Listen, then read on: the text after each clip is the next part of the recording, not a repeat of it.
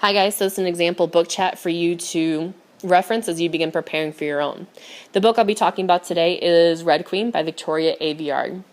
This book is the first in 3, so it is part of a series. In addition to it, it also has 2 other spin-offs that are set in the same universe.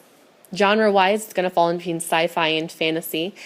And forgive me as I try to describe to you the plot of this intensely plot-heavy novel. Now, in this book, the human race has been divided by 2. There are silver bloods and there are red bloods.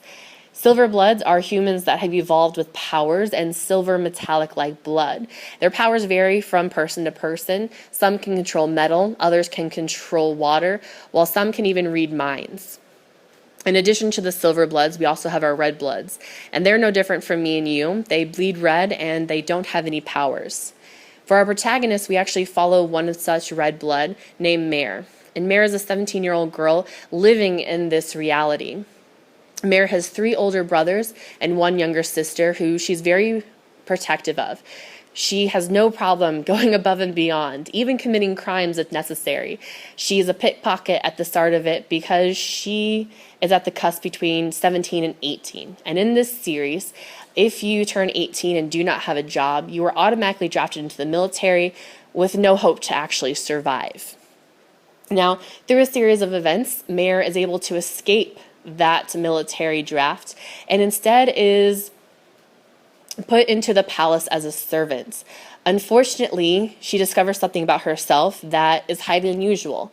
In a near life and death situation, Mare discovers that she is a red blood who also has silver powers.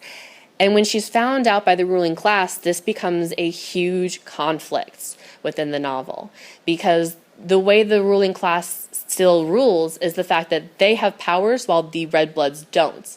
But here's this red girl with silver powers, and that threatens their hold on their entire universe.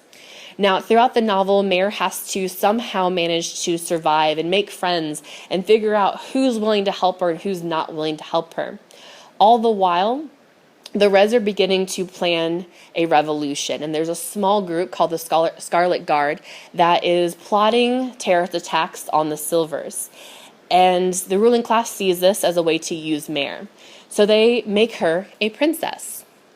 And within this novel, Mare is divided between trying to do the right thing and protect the Reds, while also trying to defend her life. Because if she's found out by the Silvers, she'll be killed without a doubt.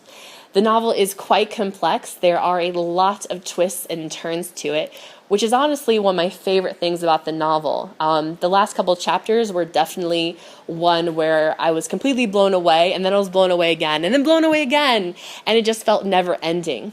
However, one of the things I didn't quite like is the fact that, like most young adult novels, this one is set with not even a love triangle, but a love square, all centered around Mare.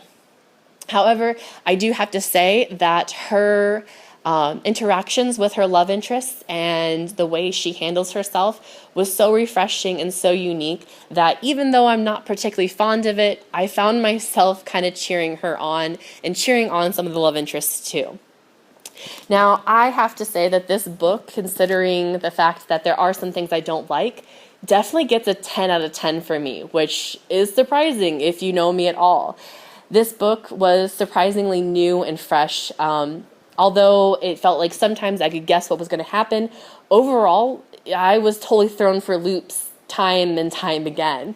So this book definitely deserves its 10 out of 10 rating.